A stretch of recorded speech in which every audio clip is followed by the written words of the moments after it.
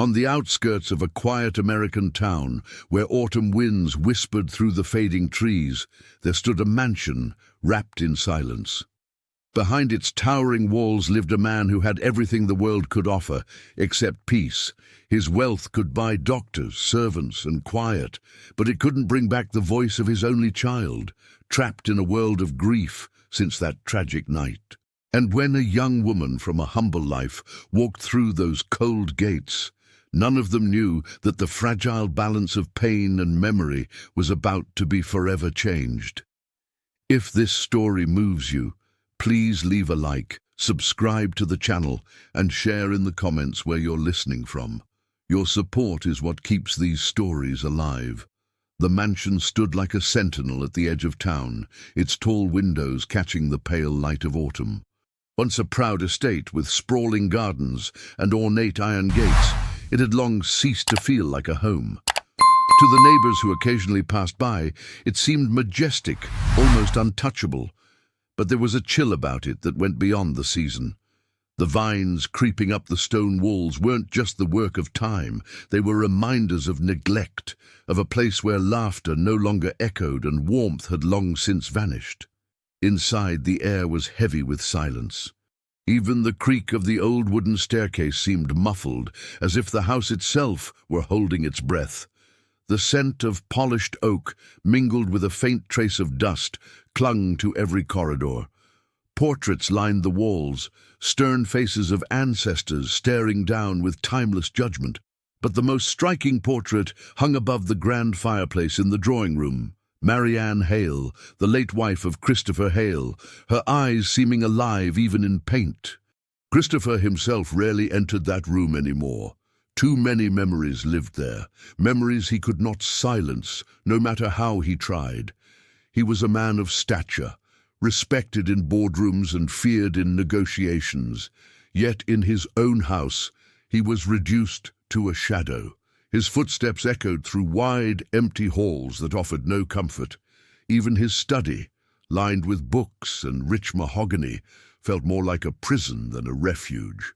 Often, the ticking of the clock was his only companion during long, restless nights when sleep refused to come. The tragedy had struck swiftly, cruelly, leaving scars no wealth could conceal. One night was enough to change the course of his life forever. His wife's laughter, once a melody in every room, had vanished. Her scent, once woven into the fabrics of the house, had faded. And though people in town whispered about how strong Christopher Hale must be, the truth was different. Inside those towering walls, he was not strong. He was broken, hollowed out by grief that had taken root and refused to loosen its grip. But the cruelest wound of all was not his own. It was his son's silence. Lucas Hale was only 8 years old, yet the weight of loss had already marked him in ways words could never capture. Since the accident, he had not spoken a single word. Doctors offered explanations: trauma, psychological shock, selective mutism, but none of it mattered to Christopher. He would sit by his son's side, waiting for even the smallest sound, but none came. The boy's eyes, once bright and curious, now seemed distant, as if locked away in a world no one else could reach. The mansion amplified that silence. At meals, the clink of silverware against porcelain reminded them of what was missing: laughter, stories, the simple noise of a family alive around a table. Even the staff moved unusually quietly, their footsteps softened, their conversations hushed. It was as if they, too, feared disturbing the fragile stillness that had settled over the house. Outside, autumn continued its relentless work. Leaves gathered in corners of the garden, rustling softly whenever the wind picked them up. The fountain at the center of the courtyard, once bubbling cheerfully, now stood dry, its stone cracked with neglect. From his office window, Christopher often gazed at that fountain, remembering how Marianne used to sit there with Lucas, reading as he splashed his little hands in the water. The memory haunted him, because what he had once believed were ordinary moments were now treasures he could never recover. Yet Christopher clung to routine. as if business schedules and financial reports could protect him from the chaos of memory. Each morning he left early, dressed in perfectly tailored suits, stepping into his sleek black car with the expression of a man untouchable by sorrow. But the moment he returned, the mask began to crumble.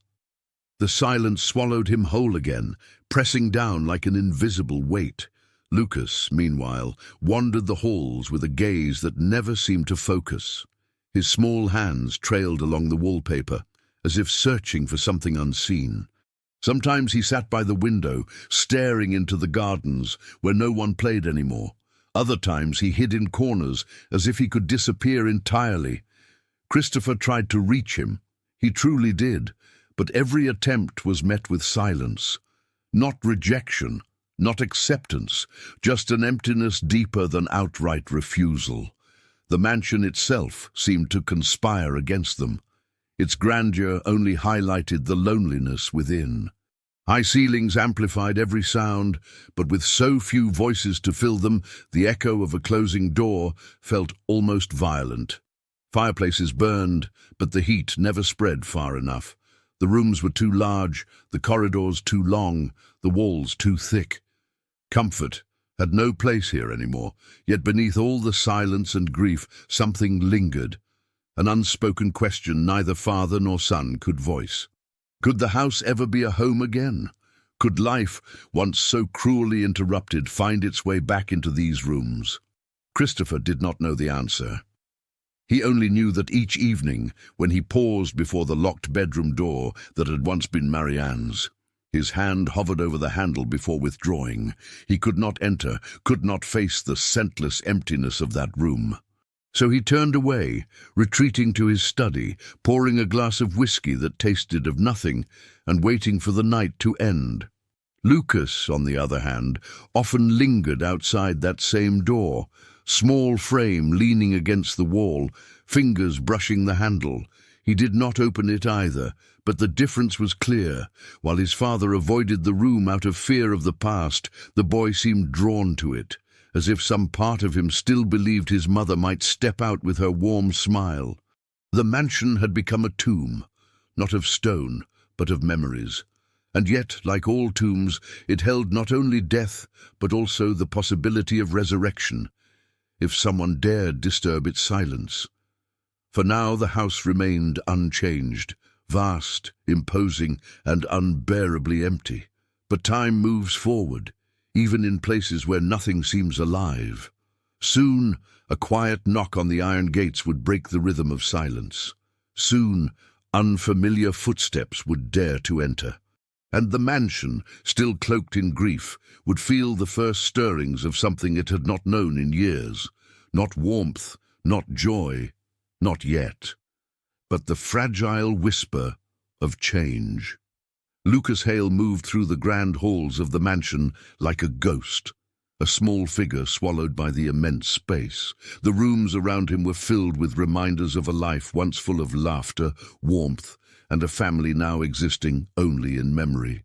His little hands brushed along the polished wood of the banister, tracing invisible patterns, as if searching for some connection to a world that had grown distant. He had not spoken a word since the night that changed everything. That night remained etched in his mind in flashes, vivid, sharp fragments that returned unbidden, each one a jagged shard of a reality he could no longer face aloud. The car crash, the wailing sirens, the blurred faces of paramedics, the cold hospital room where his mother had slipped away forever. These were images no child should bear, yet Lucas carried them as a silent, invisible burden. Despite Christopher's immense wealth, no doctor, therapist, or specialist could reach the boy. They tried every method: gentle coaxing, behavioral therapies, speech exercises, play therapy, even unconventional treatments promising miracles. Yet it all failed. Words refused to escape Lucas's lips. His silence was not stubbornness, it was survival, a shield against a world that had betrayed him in the cruelest way. Christopher watched helplessly. Every attempt to speak to his son, to pull him into conversation, tightened his chest with a familiar, suffocating wave of inadequacy. He would ask simple questions about school, meals, feelings, and receive only blank stares or a slight flinch if he pressed too hard. Lucas's dark, solemn eyes seemed to look right through him, as though Christopher had become invisible, irrelevant in a house that had lost its voice. The silence was amplified by the mansion itself. It seemed to recognize Lucas's withdrawal. Doors creaked open, drafts whispered through empty rooms, and chandeliers swayed slightly, echoing the subtle tremor of a life paused. Even the gardens, once filled with laughter and playful shouts, now offered only the rustle of dry leaves in the wind. Everything in the mansion was frozen in a space between memory and decay, reflecting the boy's own suspended state. Yet Lucas was not entirely still. His movements, though quiet, were deliberate. He learned the rhythm of the house, where shadows gathered, the angles of sunlight streaming through tall windows. He found solace in small, private rituals, lining up toy cars in neat rows, stacking blocks precisely, or touching the delicate embroidery on cushions as if their threads held secrets from another time. These actions were his voice, though Christopher often failed to see it. There were moments when Lucas's eyes betrayed more than his silence ever could. He would watch his father with a mix of longing and confusion, a flicker of recognition that passed like lightning and disappeared before it could be captured. At night, when the mansion settled into a heavier quiet, he sometimes crept to the study, standing at the threshold, watching Christopher work, silently asking for a connection he could not yet articulate. But the words never came. School offered no reprieve. Though Lucas attended classes, he remained an observer, a boy adrift among chatter and laughter that seemed distant and impossible. Teachers worried, tried to coax him into speech, but their efforts met only with compliance in action, not in words. He could draw pictures, color scenes with precision, yet even there he withheld something essential. The world he inhabited was visible only in fragments, small gestures, careful glances, hesitant movements, never in spoken confession. Christopher's frustration grew with each passing day. He had conquered industries, negotiated empires, and shaped worlds with his intellect, yet he felt powerless before the stillness of his son. Money could not buy courage, wealth could not force a smile, and status could not compel speech. The most human of needs, connection, love, understanding, remained painfully out of reach. Each failed attempt, each moment of empty silence, added another layer to the immense burden of grief he carried. Yet there was also a deep, quiet resilience in Lucas. Beneath the silence lay awareness, observation, and emotion he could not yet articulate.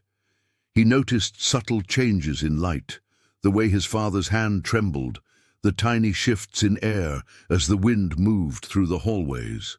He felt the weight of absence as keenly as anyone might feel presence. And though he had retreated into himself, Lucas was not defeated. He was conserving, gathering fragments of trust he would one day need. To speak, or to let someone speak to him. His world was filled with contradictions. He sought closeness but recoiled when it approached too quickly. He craved comfort, yet feared it, as if accepting it would betray the memory of his mother. He recognized gestures of kindness, subtle attentions, yet his responses were measured, cautious, slow to emerge. In this delicate dance, he was both prisoner and observer, caught between grief and the instinctual desire to survive. Nights found Christopher by Lucas's bedside, watching the boy's small chest rise and fall, fingers twitching in dreams. The father longed to reach across that space, to pull words from the silent fortress, to offer reassurance that life could still hold beauty. But every touch, every whisper, seemed to push the boy further inward. Christopher learned painfully that love alone could not heal wounds this deep. Patience, presence, and perhaps something unquantifiable were required, something no expertise or wealth could provide. In these haunted hours, the mansion seemed to close in on them both. The walls held echoes of laughter long gone, floors creaked under invisible weight, even the flickering candlelight seemed uncertain. The house and son mirrored one another, both waiting, suspended, longing for a spark to illuminate their lives once more. Yet amid this silence, a fragile thread of hope persisted. Lucas's eyes sometimes lingered on small acts of care, a servant placing his meal just so, a curtain drawn back to reveal a sliver of sunlight, the gentle tick of the grandfather clock.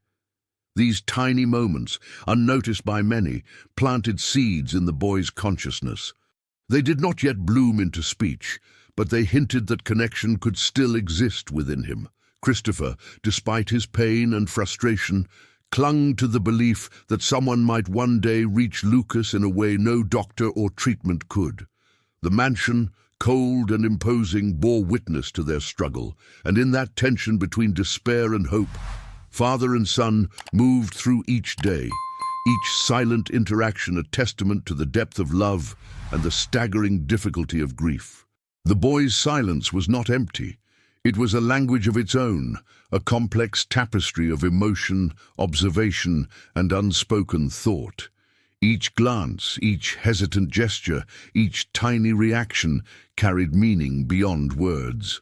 Christopher could not yet understand it fully, but he sensed that within those quiet moments lay the path to healing, if only he could learn to listen, not with his ears, but with his heart. As the autumn days shortened and shadows lengthened, both father and son awaited a change they could not yet name.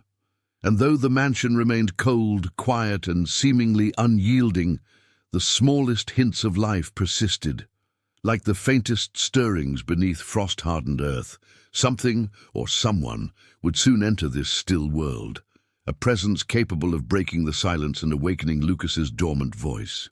But for now, the mansion and its silent son remained locked in a delicate equilibrium, fragile, tense, and full of quiet longing, waiting for the moment that could shift everything.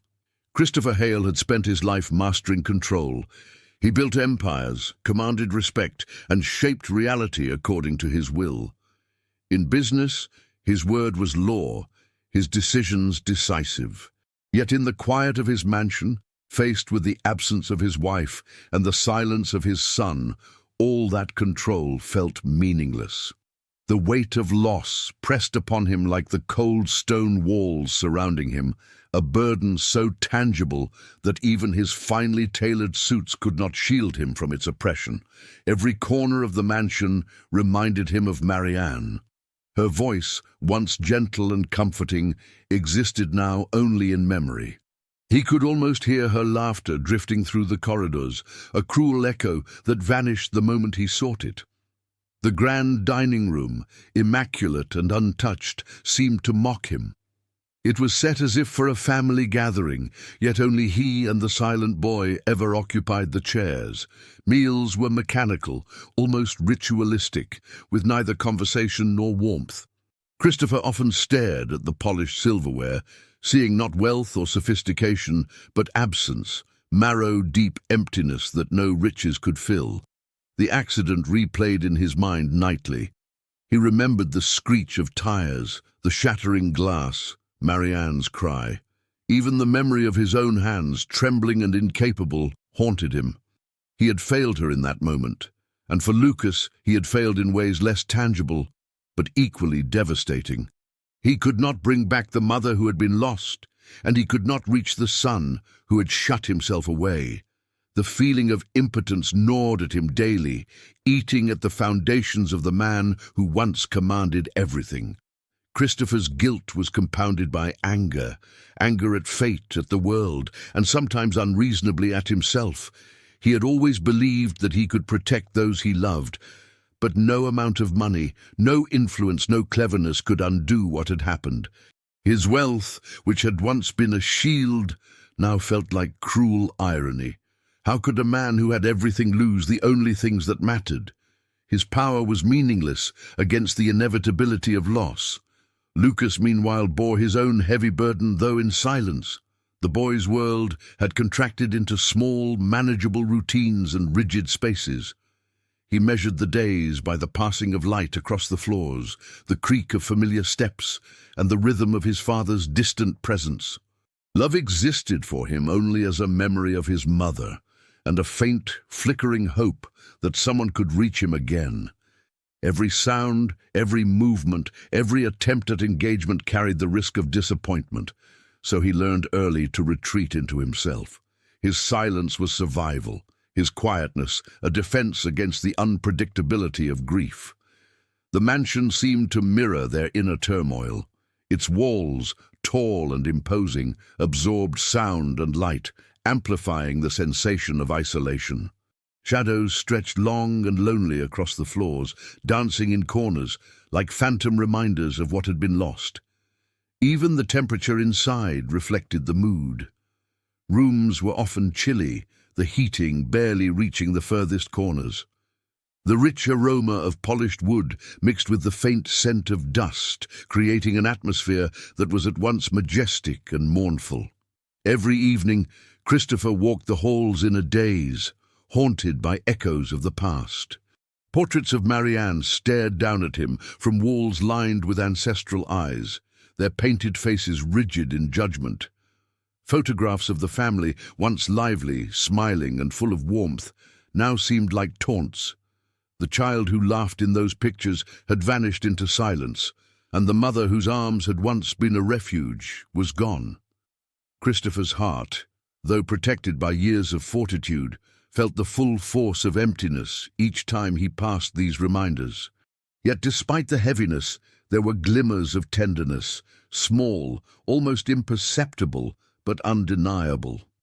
Lucas, in his silent way, sometimes allowed himself tiny interactions with the world, brushing his hand along the banister, placing a toy car just so on the floor, or following a shadow across a room with his eyes. These gestures were faint, easily missed by anyone not paying close attention, but to Christopher, they were proof that his son was not entirely lost.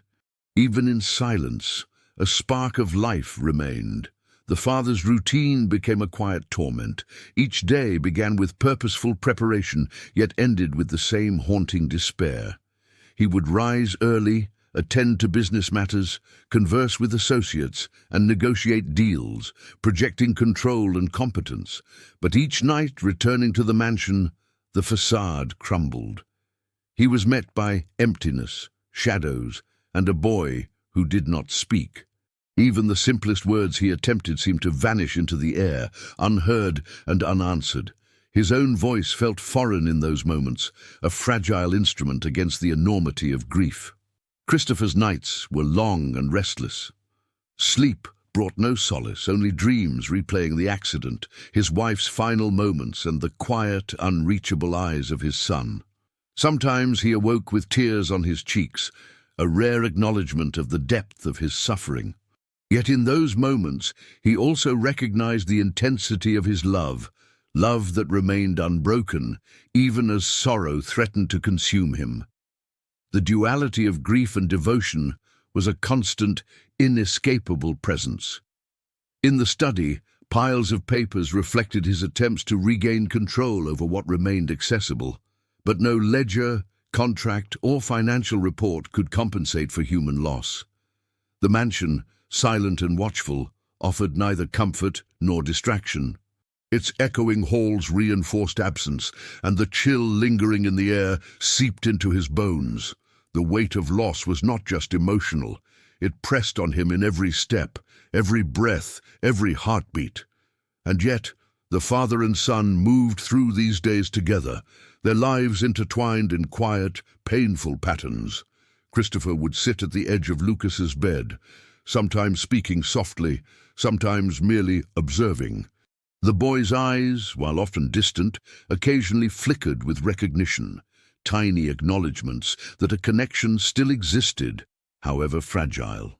Christopher clung to these moments as lifelines, proof that love might yet pierce the suffocating veil of grief. Occasionally, the mansion offered fleeting glimpses of normalcy, the wind rustling the trees outside, a bird landing briefly on the balcony, or the faint aroma of fresh bread from the nearby town carried in through open windows. Such moments, brief and almost accidental, reminded Christopher that life could still exist beyond sorrow. The house and its inhabitants were not entirely trapped in the past. Yet these glimpses were rare, easily overshadowed by the overarching emptiness. Christopher's inner conflict was relentless. He wanted to shield Lucas from further pain, yet he also recognized the impossibility of avoiding life's harsh truths. He oscillated between protection and frustration, between hope and despair. The mansion, a silent witness to this struggle, seemed to breathe with them, its walls tightening during despair and expanding, however slightly, during moments of tenderness. In this oppressive silence, Christopher began to understand that healing might not come through force or wealth. It could only emerge from presence, patience, and small gestures of care offered without expectation. The mansion, cold and imposing, was a canvas on which these lessons were painfully drawn. Every silent glance from Lucas, every hesitant gesture, every fleeting connection was a brushstroke in the gradual portrait of possible recovery. And still, the question lingered. Could love, in its quietest, most persistent form, lift them from the depths of sorrow? Could a father's devotion, a son's tentative resilience, and the echoes of a lost mother converge to mend what had been broken? The mansion remained heavy with unanswered questions, each room echoing with absence, yet holding the faintest glimmers of hope. Christopher's journey through grief was not linear. Days blurred into nights, tears were shed silently, and moments of despair alternated with fragile glimpses of possibility. The mansion, despite its coldness and grandeur, became a landscape of transformation, not yet complete, but beginning to stir. In this space of tension and longing, father and son lived together, bound by love and loss, awaiting the event, the presence, the spark that might finally illuminate their shadowed lives. As the autumn wind whispered through the trees outside, carrying the faint scent of change, both Christopher and Lucas remained suspended in the delicate balance between mourning and the potential for new beginnings. The weight of loss was immense, but the possibility of hope, however fragile, persisted like a faint light at the far end of a long, shadowed corridor. The crisp autumn air carried a whisper of change as Sarah Miller approached the iron gates of the Hale mansion. She was young, barely 25, with a quiet strength that belied her modest upbringing.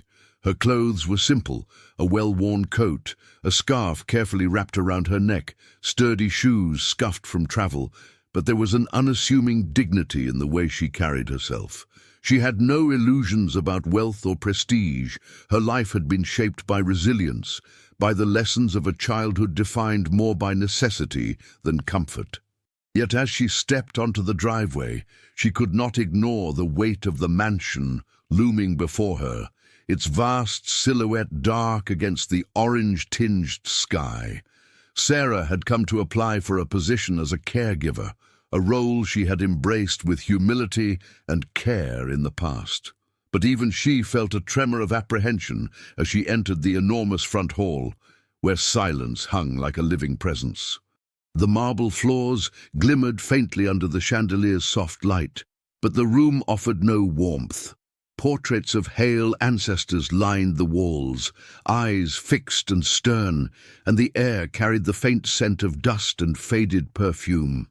Everything about the mansion spoke of wealth and history, yet it was devoid of life, of laughter, of human warmth. Christopher Hale, standing near the fireplace, regarded her with a measured gaze. His sharp suit, meticulously tailored, contrasted starkly with the simplicity of her attire. He was a man accustomed to control, to power, and to the obedience of those who worked for him.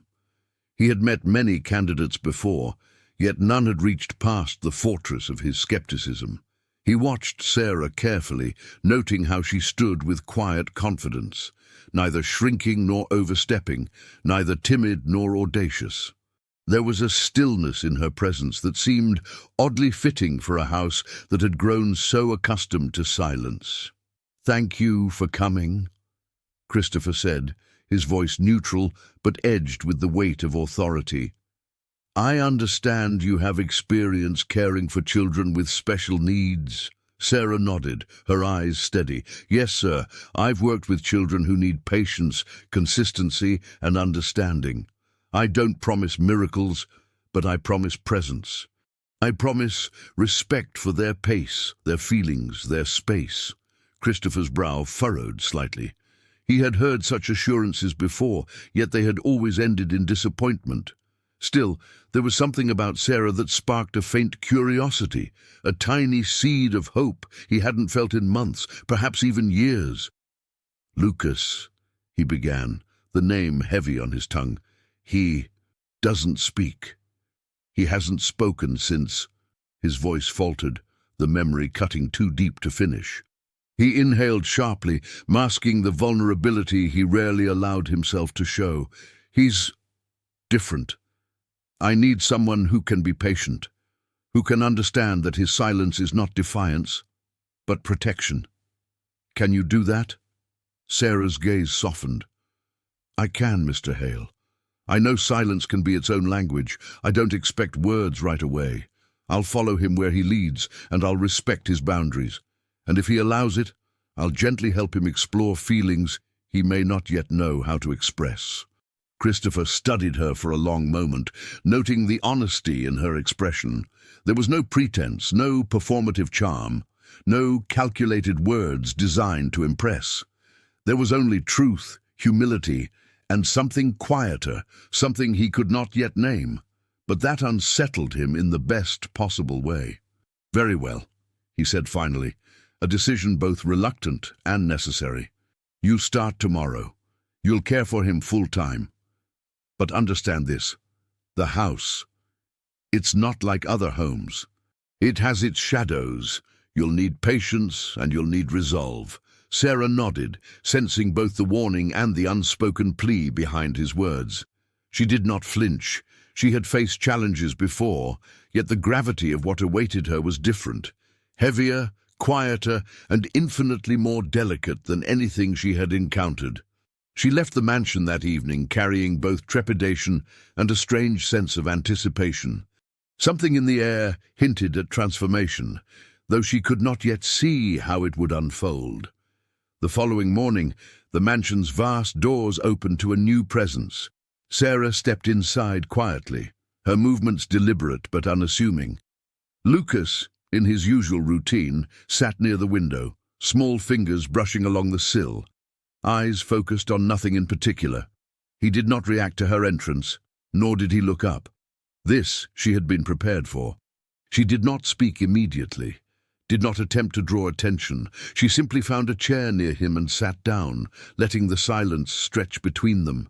Not empty, but shared, like the first fragile chords of a melody, yet to unfold. Christopher, observing from the doorway, felt a tight knot of skepticism. He had seen countless caregivers come and go, each promising connection, each leaving without trace. But something about Sarah's patience, her refusal to force interaction, stirred a cautious hope. He did not yet believe in miracles. He did not yet believe in change. But he allowed himself to watch, to wait, and to notice. Hours passed without words. The house remained heavy, yet less oppressive. Sarah's presence was a gentle thread woven into the fabric of silence. She hummed softly to herself while organizing the room, a tune almost imperceptible, not demanding attention, but offering comfort. Lucas's eyes flicked toward her once, just slightly, before returning to the window. That small, almost invisible glance was enough to mark the first subtle fracture in the wall he had built around himself. Meals were quiet. Sarah placed the food gently before Lucas, never insisting, never hovering. She allowed him to choose the timing, the placement, the rhythm of his engagement. And in this gentle attentiveness, she began to earn something rare, trust, the unspoken kind that does not require words, but is expressed through presence and patience. Christopher, in his study, watched these interactions. Each small gesture, Each silent response was noted, analyzed, and catalogued in the recesses of his mind. He had no illusions. He did not yet believe in breakthroughs, but he could not deny the stirrings of possibility. The mansion, still heavy with shadows, seemed to breathe differently in her presence, as though recognizing that this new arrival might be more than an ordinary caregiver. By evening, the first hints of life stirred. Lucas, while still silent, allowed Sarah to sit closer. She placed her hand lightly on the back of his chair, a gesture of reassurance, and he did not recoil. For the first time in months, Christopher felt the faintest glimmer of relief. It was fragile, tentative, almost imperceptible, but it existed, and in a house that had known only emptiness, that was enough to ignite a spark of hope. The day ended without fanfare, without dramatic breakthroughs. There were no sudden words, no tears, no laughter, but there was connection, delicate, quiet, and real, and that, Christopher realized as he stood silently in the hall, might be the beginning of something far greater than he had dared to imagine. As night fell and the mansion sank into its familiar shadow, one thing was certain. The arrival of Sarah Miller had changed the rhythm of their lives. Whether that change would bring healing or merely shift the patterns of silence remained unknown. But for the first time, the mansion did not feel entirely hopeless. It had become a place where possibility, however fragile, could take root. And somewhere, deep within the house's grand walls, Lucas Hale, silent, observant, hesitant, was beginning to notice that the world might not be as unreachable as it had seemed. The following days settled into a quiet rhythm, each one marked by small, deliberate interactions that carried more meaning than words ever could. Sarah remained a steady presence, attentive without intrusion, patient without urgency. Lucas continued to observe her, his dark eyes tracing every movement, registering every subtle gesture. Slowly, imperceptibly to most, the invisible barrier around him began to soften. He began to allow the faintest touches, his hand brushing against hers when passing an object, leaning slightly closer when she read aloud to herself. There were no spoken acknowledgements, no overt reactions, yet the trust embedded in these small movements resonated louder than any words. Each act was a silent dialogue, a negotiation of comfort and safety, and Sarah responded in kind, gentle, measured, and unwavering. Christopher watched from the doorway and from afar, a mixture of relief and disbelief settling over him. For the first time in months, perhaps years, he witnessed a connection forming, not dramatic, not flashy, but real. He noticed the subtle shifts, Lucas's shoulders less rigid, the occasional follow of Sarah's hands with his eyes, the quiet settling of his body in her presence. These tiny acts, easily missed by an unobservant eye, were the very foundation of the fragile bridge between isolation and engagement. Even the mansion seemed to recognize the shift. The oppressive stillness of the halls softened. Echoes became gentler, less haunting. Light streaming through tall windows played across the polished floors, creating patterns that danced quietly in harmony with Lucas's slow, deliberate movements. Shadows that had seemed harsh now carried a softer, more forgiving presence. The house itself appeared to inhale, exhaling a subtle sense of possibility that had been absent for too long. Sarah introduced small rituals to anchor the boys' trust. A morning tray of carefully arranged fruit, a soft blanket laid over his lap, books open to pages that invited touch or gaze.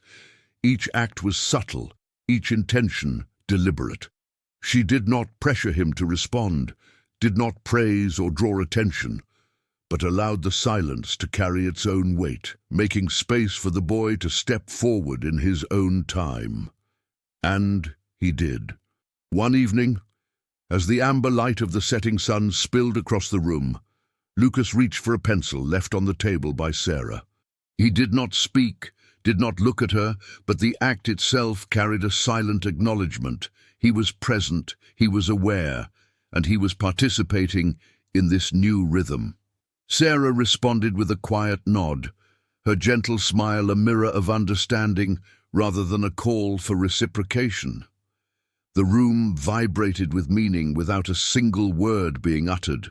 Christopher, observing the scene, realized the enormity of what had been achieved. No therapist, no expert, no intervention had reached this point. The breakthrough was not in speech or tears or laughter, it was in recognition, in the willingness of a boy who had retreated into himself to allow another human being into his world. It was the first fragile, tentative step toward trust, toward connection, toward healing. The mansion held its breath along with them. Each floorboard, each towering window, each silent corridor seemed to acknowledge the subtle transformation. The oppressive weight of grief and loss did not vanish, but it softened, making room for something new, a cautious hope, the first glimmer of possibility that the house and its inhabitants could one day be whole again. As night settled, Lucas rested back in his wheelchair, eyes tracking Sarah's movements with quiet intensity. There was no spoken conversation, no dramatic gestures, only the gentle acknowledgement of presence, a silent pact of understanding. Christopher understood, perhaps for the first time, that true transformation often begins in silence, with patience and constancy, and that hope, once ignited, could grow in places long thought unreachable. And so, in the quiet, hushed sanctuary of the Hale mansion, the first bridge between isolation and connection had been built. A silent bridge, delicate yet unbreakable, spanning the gulf of grief, fear and loss, leading slowly, patiently, toward the promise of trust, care, and a life waiting to be rediscovered. As the days folded into one another, a quiet rhythm took hold within the Hale mansion. Lucas's small gestures, once tentative, became more frequent and deliberate. He began to follow Sarah's movements, not only with his eyes, but occasionally with his hands, hovering near objects she had touched, tracing familiar contours of furniture or books, exploring textures he had long ignored. Each movement, seemingly minor, was a declaration. He was noticing, he was participating, he was alive within his world once again. Sarah remained ever patient, her presence unwavering. She did not call attention to his actions, nor did she push for interaction. Instead, she allowed Lucas the space to explore at his own pace, validating his autonomy silently. A smile, a gentle adjustment of a blanket, the careful placement of a toy or book, these were her ways of communicating safety, reassurance, and trust. And slowly, Lucas responded, his own gestures becoming part of this silent dialogue, this unspoken dance of connection. Christopher, standing in observation from a distance, felt a mixture of awe and cautious hope. The boy who had been lost in silence was beginning to emerge, shaped not by coercion, but by patience, respect, and consistent presence. Each subtle acknowledgement, an eye following a movement, a finger brushing an object, a faint shift in posture, was proof of a breakthrough that words could never have achieved. The mansion itself seemed to breathe differently. Shadows no longer pressed in ominously, light filled spaces that had once felt cold and unreachable. The faint scents of polished wood, fresh flowers, and the outdoors intermingled to create a comforting, almost alive atmosphere. Each room, once a silent witness to grief, now held the possibility of engagement. The environment reflected the internal changes taking place within Lucas, validating the subtle awakenings with its own soft rhythms. One afternoon, Sarah introduced a small painting set. She did not instruct, did not ask for participation. She simply placed the materials within Lucas's reach. His fingers hovered over the brush, then touched it lightly, tentative but deliberate. Over the following minutes, he made small strokes on the paper, careful and deliberate, observing the color as it spread. It was a small act, yet monumental. Creativity, choice, and expression, all emerging silently, quietly, but profoundly. Christopher noticed how the boy's world had begun to expand. Corners of the mansion once avoided now held fascination. Sunlight dancing on a polished table, the texture of velvet cushions, patterns in carved woodwork. He observed Lucas's growing curiosity, his subtle engagement with both space and objects, and recognized that the child was beginning to inhabit the mansion differently, less as a place of fear, more as a landscape of discovery. Even meal times evolved. The rigid routines softened as Lucas made choices, selecting what to eat, moving items according to preference, occasionally reaching toward Sarah to indicate a request. Communication, subtle but undeniable, was taking root. In these acts, small though they were, the first seeds of relational connection began to sprout, slowly weaving trust into the fabric of their daily lives. Christopher reflected on the quiet profundity of the transformation. Change had not arrived in grand gestures.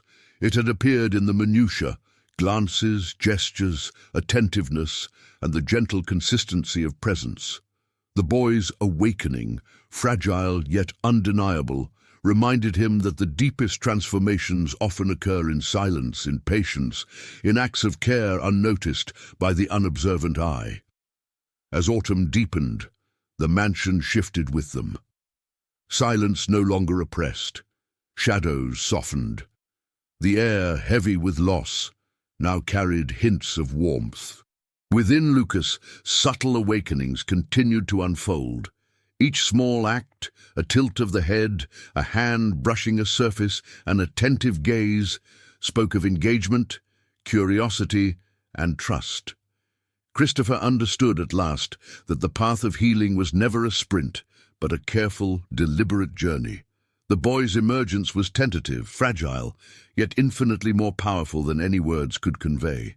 In these subtle signs, the awakening of awareness, the beginning of interaction, the quiet assertion of choice, the mansion, father, and caregiver found the first true echoes of hope.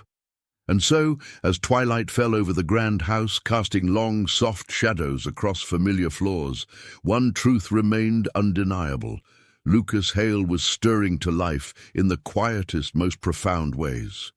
The first fragile threads of connection, spun from patience, attentiveness, and unwavering presence, were beginning to weave a new pattern, one that promised trust, love, and the possibility of healing, slowly but surely, within the walls of the Hale mansion. In the following days, Christopher's internal struggle became a quiet rhythm of its own. He moved through the mansion with a careful awareness, listening to the subtle sounds of interaction, the soft hum of Sarah's tune, the faint brush of Lucas's fingers over a book, the creak of a chair as he shifted slightly. Each sound, ordinary to an untrained ear, carried with it the weight of possibility, a sign that life and connection were re-emerging in spaces long defined by grief. Christopher remained cautious, measured, and analytical, yet he could no longer ignore the subtle transformations taking place. He noticed how the boy's eyes lingered on Sarah longer, how a hand reached not just toward objects, but toward her presence itself, and how the mansion itself seemed to respond, holding space differently for these fragile interactions.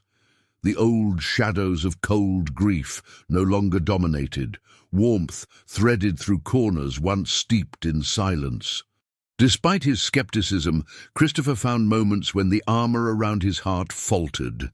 In the quiet of Lucas's room, he caught glimpses of something he had not allowed himself to feel for years: hope.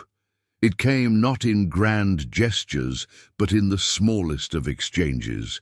Lucas's hand brushing Sarah's, the way he allowed her to adjust a cushion, the almost imperceptible tilt of his head following her movements. These gestures, tentative as they were, held a truth Christopher could not dismiss. Change was possible, even in the most broken of circumstances. There were nights when Christopher lingered alone, contemplating the life he had meticulously controlled and the years of silence that had defined his home. He recognized the paradox. The more he tried to command the outcomes, the further he had pushed away the very connections he longed for. Sarah's presence revealed this truth with gentle clarity. She demonstrated that care, patience, and empathy could achieve what control never could. One evening, the moment came that pierced through the final layers of Christopher's defense. He watched from the doorway as Lucas, hesitant but deliberate, extended his hand and touched Sarah's palm. Their eyes met, an unspoken acknowledgement passed between them, and Christopher felt something stir deep within him, a mixture of awe, relief, and fear. It was a pivotal moment. A bridge had been formed between father, son, and caregiver, a bridge constructed not through words, but through trust, patience, and gentle persistence. Christopher realized that to fully embrace this moment, he would have to confront his own walls, the fear that had kept him rigid, the grief that had frozen his heart, and the guilt that had burdened his every step. All demanded recognition. But alongside these burdens, there was the undeniable presence of possibility, that love, connection, and healing could reach him just as they had reached his son. He did not act immediately. He did not rush into declarations of emotion or grand gestures of affection. Instead, he allowed himself to watch, to feel, and to understand the rhythm of change unfolding in his family. The mansion, which had once echoed only with absence, now resonated with the soft, persistent sounds of life, each note a testament to patience, to presence, and to the enduring power of care. As the night deepened and the house settled into a quiet vigil, Christopher acknowledged an unspoken truth. The journey of healing would not be swift, nor would it be easy. There would be setbacks, moments of doubt, and challenges yet unseen. But for the first time, he sensed the faintest cracks in his own defenses, openings through which hope, love, and trust could enter. In those fragile moments, he understood that transformation is rarely immediate or dramatic. It emerges quietly, through consistency, through attention, and through the gentle insistence of presence. Lucas's small awakenings were mirrored in his own heart, proving that even the most guarded, broken spaces could eventually yield to care. And so, in the silence of the mansion, beneath the soft glow of moonlight filtering through tall windows, Christopher Hale took the first steps toward a new understanding, that to love, to heal, and to truly connect, one must sometimes relinquish control, confront fear, and allow the heart to soften. The journey had begun, not just for Lucas, not just for Sarah, but for himself as well, and in that realization, the possibility of transformation became tangible, delicate, and achingly real. The evening settled slowly over the mansion, painting the tall windows in deep amber and soft violet. The golden light faded, but the resonance of the music box lingered in the corners of the room, as if the notes themselves had left an invisible warmth behind. Lucas remained in his wheelchair, fingers lightly brushing the surface of the box, eyes wide but calm, a quiet focus that spoke volumes in the language of stillness. Christopher remained near the doorway, unsure whether to intervene or simply observe. He understood now that this awakening, subtle, fragile, wordless, could be undone by impatience, by the intrusion of spoken encouragement, or by an attempt to rush the boy into expression. And so he watched, silent, heart tight yet expanding with a new, tentative hope. Sarah, seated close enough to offer comfort, but distant enough to allow autonomy, hummed the melody under her breath.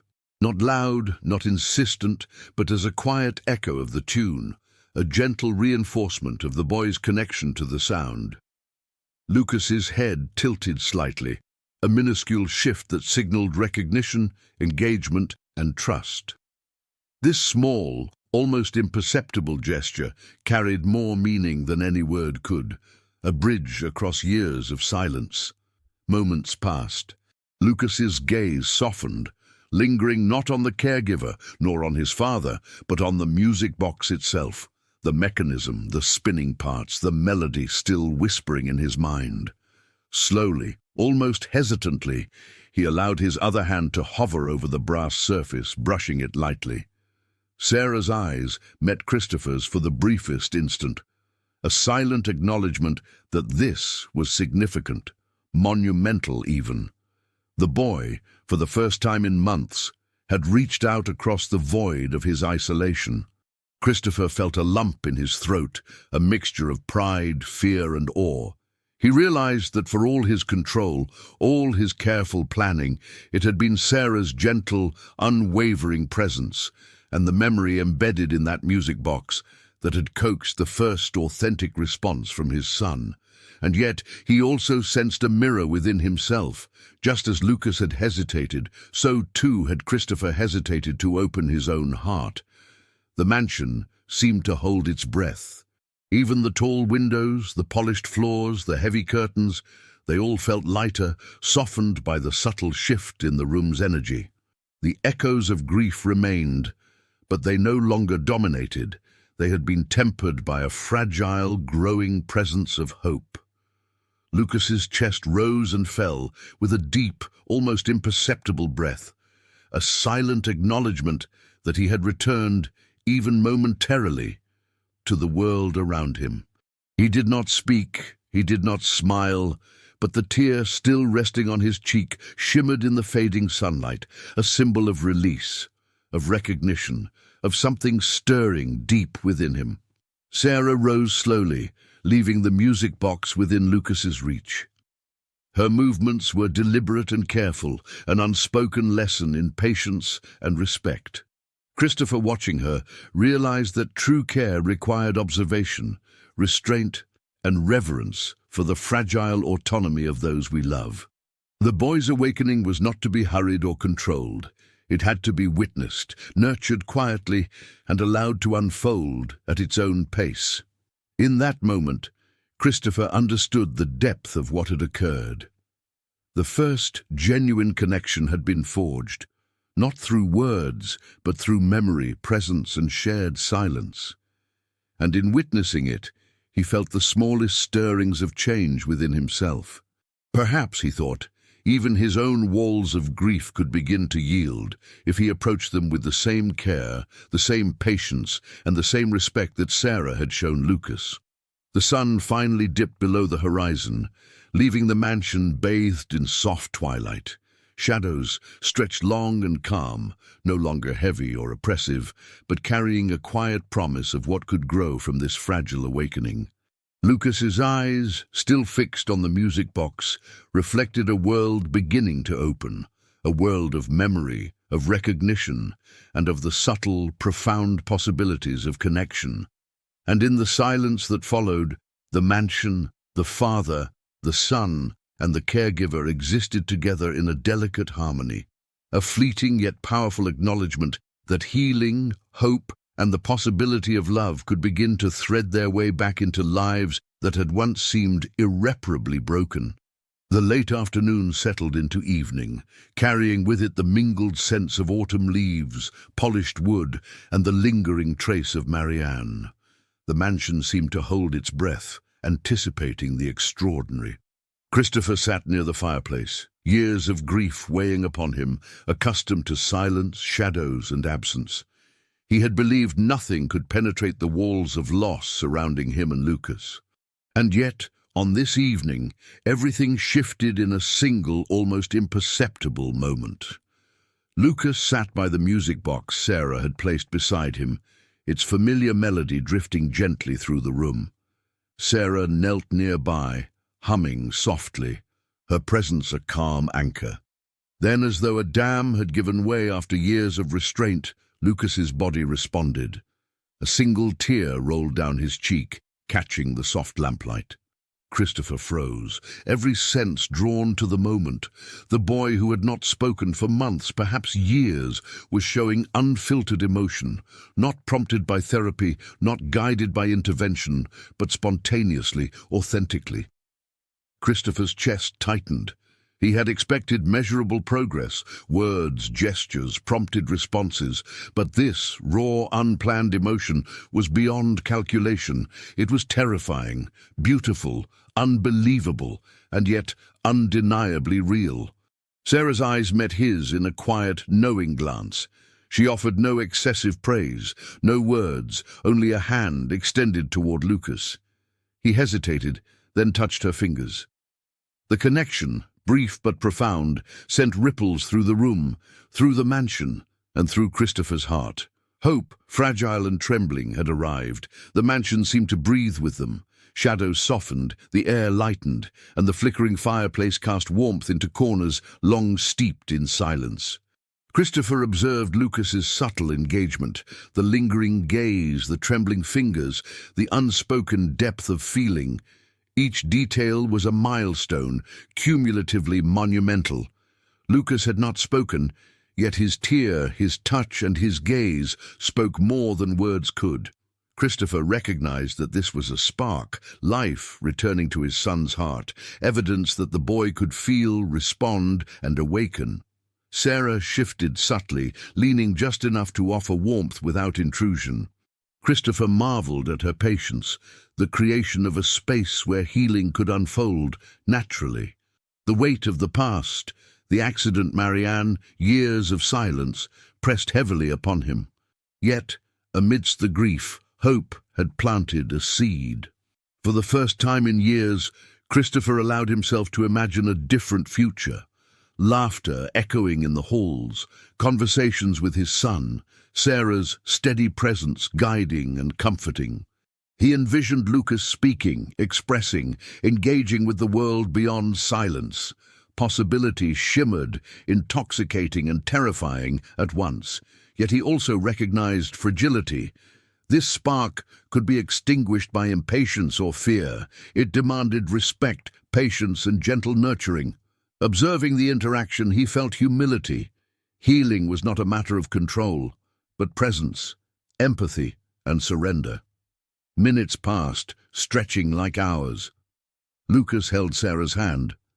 Christopher watched silently. The mansion itself seemed suspended, reverent. The music box's melody intertwined with the boy's subtle breaths and tiny movements, weaving a rhythm of hope. Christopher realized the moment was more than a tear or gesture. It was life declaring itself, a reminder that even in the depths of grief, the heart could respond, awaken, and embrace connection. The spark had been lit, fragile yet undeniable, promising transformation, not just for Lucas, but for the entire household, for the father who had believed hope impossible. As the final notes faded, Lucas's eyes met Christopher's. For a fleeting instant, skepticism, fear, and grief softened. The father understood without words. This was only the beginning. The spark demanded nurturing, patience, and love. But it had the power to illuminate even the darkest corners of their lives. In that quiet understanding, the mansion exhaled, releasing sorrow and embracing fragile light. Christopher felt for the first time in years that healing, love, and connection were not only possible, but inevitable if approached with care, patience, and unwavering presence. The room settled into calm, yet the air had changed. Shadows softened. The mansion, Lucas, Christopher, and Sarah had all stepped beyond grief and silence. The spark had been ignited, delicate yet undeniable, and the path forward shimmered with the promise of life, warmth, and renewed hope. The Hale mansion, once a solemn monument to grief and absence, began to shift in subtle, almost imperceptible ways. The grand halls, which had echoed only emptiness, now carried tentative footsteps, small yet deliberate. Light lingered longer, filtering through tall windows in gentle beams, illuminating corners that had remained in shadow. The air itself felt lighter, imbued with the warmth of human presence rather than the cold austerity that had defined the estate for years. It began with small sounds, a chair scraping lightly against the floor, the quiet turning of pages, a curtain swaying in the evening breeze. Ordinary sounds in any household, but extraordinary here. They marked the mansion's first breath of life after long dormancy. The house was awakening, cautiously and slowly, from its oppressive slumber.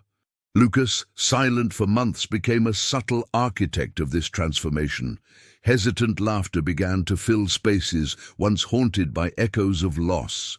Small sounds, a tap of fingers on a tabletop, an attempted word, the faint hum of a melody, introduced a rhythm the mansion had long forgotten. Each note, each sound, signaled that life, fragile yet persistent, was reclaiming its place. Sarah nurtured these beginnings with quiet attentiveness. She guided Lucas not with force, but through presence, gestures, and gentle invitations. A soft brush of her hand, a suggestion to explore the garden, a shared moment with a book, all became catalysts for a transformation no grand plan or professional intervention could have achieved. Christopher, observing from his chair by the fireplace, felt the mansion's change as vividly as his son's. Sunlight glinting off the polished banister, shifting shadows, the gentle scent of meals prepared with care, all spoke of life, care, and presence. Each detail chipped away at the rigid control he had long maintained, softening both house and heart. Even the dining hall, once cavernous and joyless, saw its first genuine laughter. Lucas, encouraged by Sarah, attempted a favorite rhyme. His voice trembled, yet shone with tentative excitement. Sarah clapped softly in quiet encouragement. Christopher, suppressing a small smile, felt pride, relief, wonder, and cautious hope that the walls around his family could finally be breached. Neglected areas of the mansion responded too. Dust motes danced in streams of light. Marianne's favorite songs mingled with Sarah's humming. The once silent corridors now carried the gentle rhythm of a home rediscovering itself. A family learning to inhabit space not with fear, but with curiosity and emerging joy. The transformation was more than physical. It was emotional, spiritual, profound. The house had reflected Christopher's grief. Its coldness mirrored his barriers, its silence a testament to absent connection. Yet with Sarah's presence and Lucas's tentative engagement, walls that held shadows began to invite light. Spaces once echoing grief now carried sounds of hope. Furniture, long lifeless, seemed imbued with vitality, ready to witness laughter, conversation, and the fragile beginnings of love. Even the garden transformed. Paths once overgrown now showed care. A flower bed tended by Sarah, neatly raked leaves, a bench repositioned to catch the afternoon sun. Lucas explored, brushing leaves with small hands, laughter mingling with rustling branches.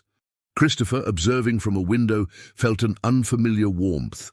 Life, resilience, and growth were possible, even after immense loss. Meals became shared moments.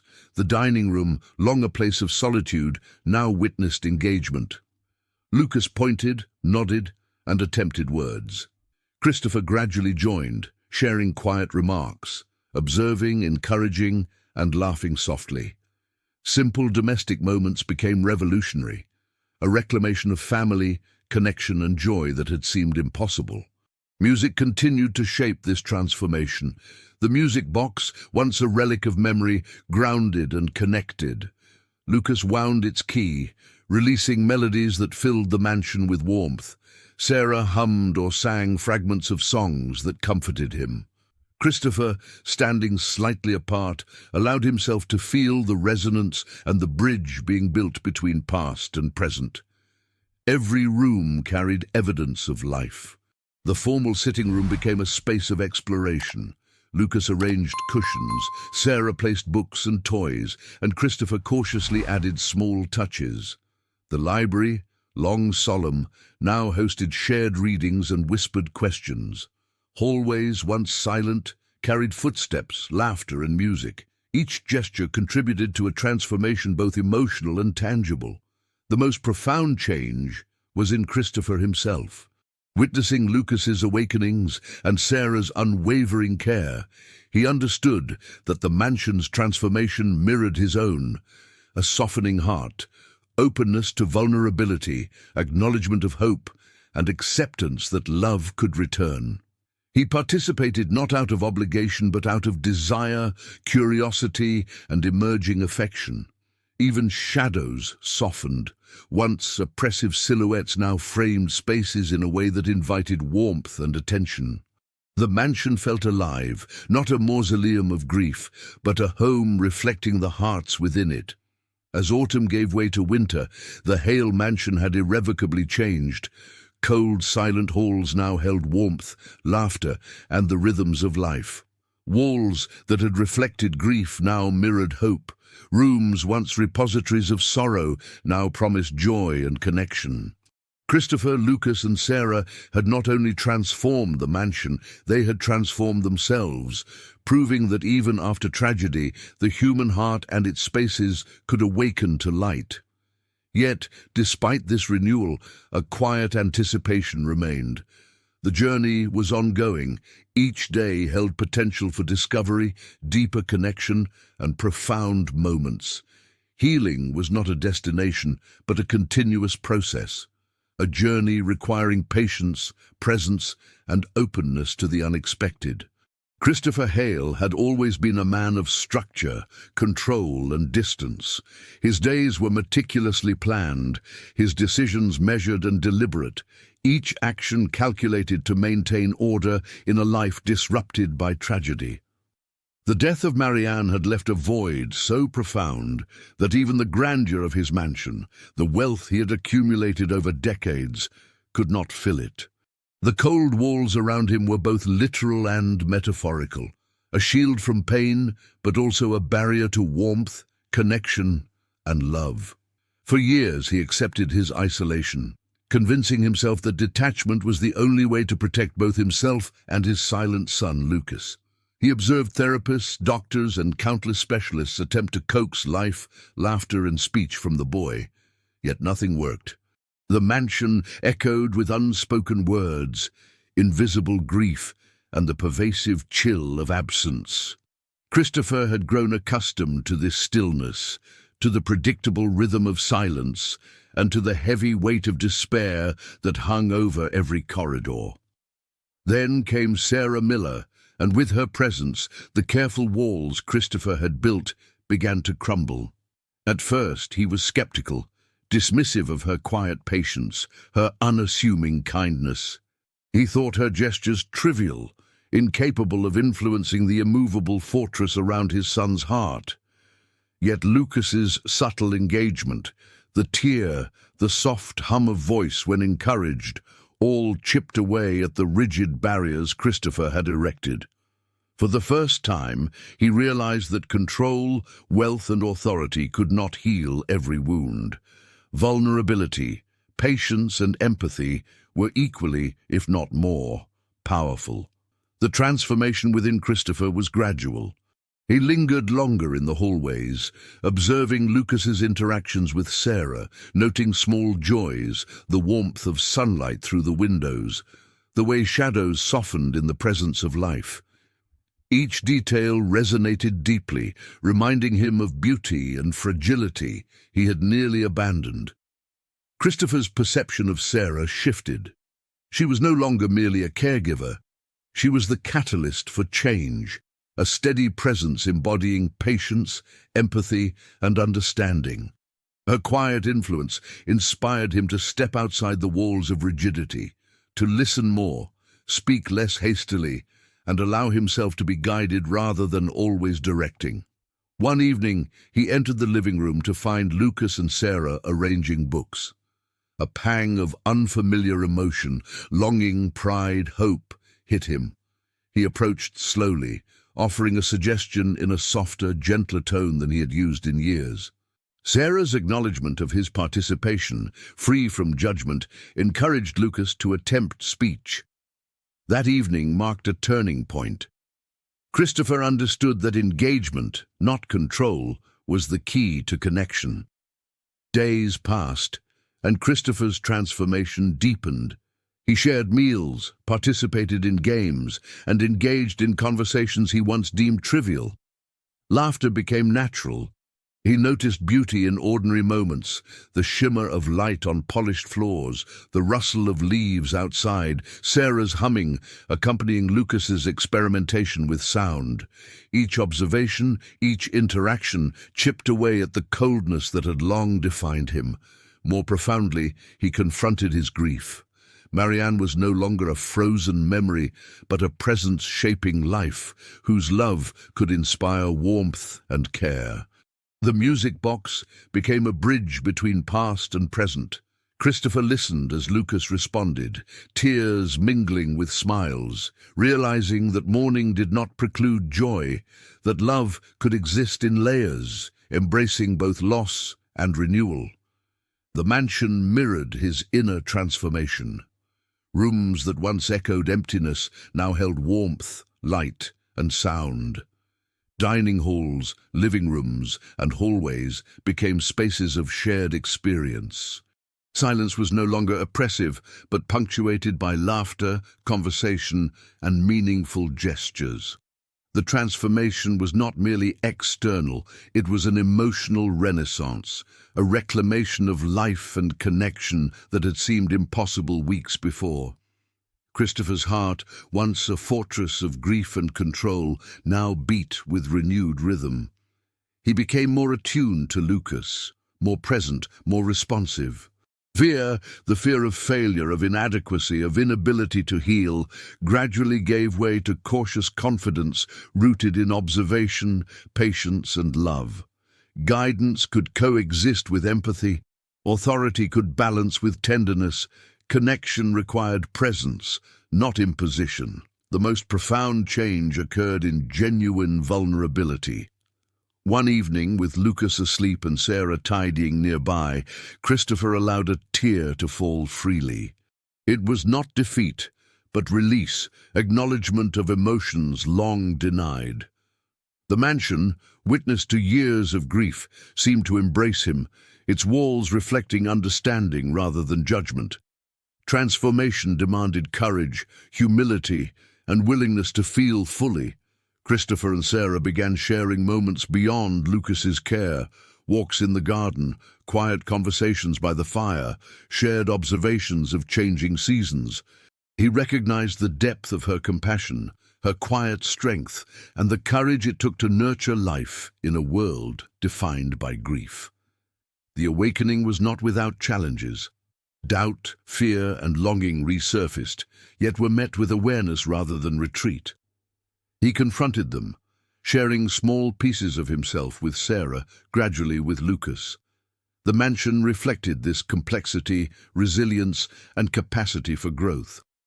By winter, Christopher had transformed as profoundly as the mansion itself. He was no longer rigid or isolated.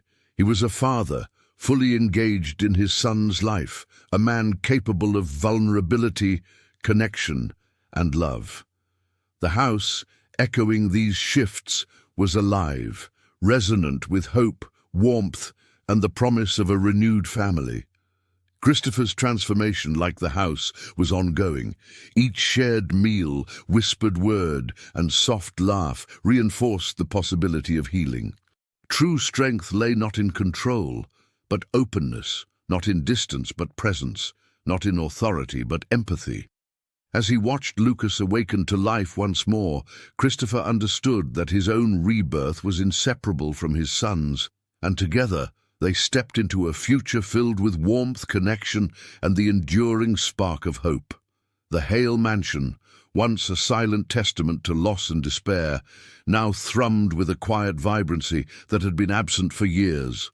What began as subtle gestures, tender patience, and fragile connections had blossomed into something profound, the reawakening of love, not only between father and son, but also between hearts, long separated from warmth and intimacy. Sarah Miller had become more than a caretaker.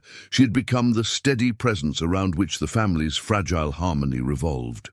Her patience, empathy, and quiet strength had coaxed Lucas from the depths of silence, rekindled a father's long-dormant capacity to hope, and illuminated a path toward emotional healing that neither wealth nor privilege could provide. Each day, she brought a calm joy into the mansion, infusing ordinary moments with meaning, laughter, and connection. Christopher, once defined by rigidity and detachment, had undergone a profound transformation. He had learned to relinquish control, to trust in the subtle power of patience and understanding, and to embrace vulnerability. Witnessing Lucas's tentative steps towards speech, laughter, and emotional engagement, he realized this change had been facilitated not by his own efforts, but by Sarah's love and guidance. His respect and admiration for her grew quietly, steadily, and irreversibly. The birth of love between Christopher and Sarah was gradual, woven into the fabric of daily life, manifesting in fleeting glances, shared laughter, and unspoken understanding. In the kitchen, Christopher would pause to observe her preparing meals, noticing the care with which she handled each ingredient, the gentle hum of a melody she had taught Lucas. He felt a warmth stir in his chest, a tenderness he thought long buried. In the garden, watching her kneel to guide Lucas's tiny hands as they planted seeds, he saw a combination of strength and grace that stirred something deep within him. The moments were intimate, yet unobtrusive. Christopher sought Sarah's presence not from duty, but for comfort, reassurance, and the gentle joy it brought.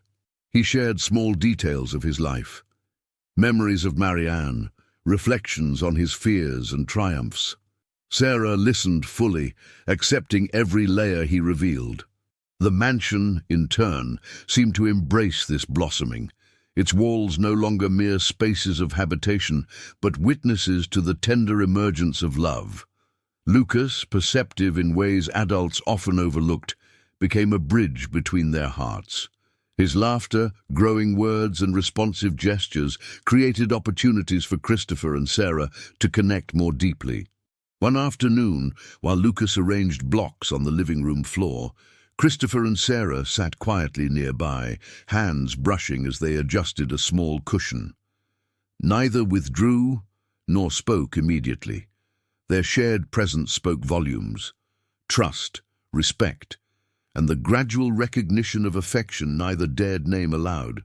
The mansion itself celebrated this evolution. Sunlight streaming through high windows highlighted warmth returning to the rooms, subtle gestures, quiet smiles, and gentle touches. Once cold and lifeless furniture now bore witness to intimacy. Cushions displaced in playful chaos, books left open in casual exploration, small toys scattered along the rug, a tangible record of the family's gradual reassembly. Love revealed itself in these unremarkable yet profoundly meaningful moments. Christopher, who had equated emotion with weakness, discovered courage to engage and feel deeply. Sarah, who entered the mansion without pretense or expectation, found that her quiet compassion had sparked a love neither grief nor distance could contain. Lucas, whose silence had defined the household, became the living symbol of the family's rebirth, a conduit for warmth, connection, and trust. Their bond deepened through shared challenges and joys.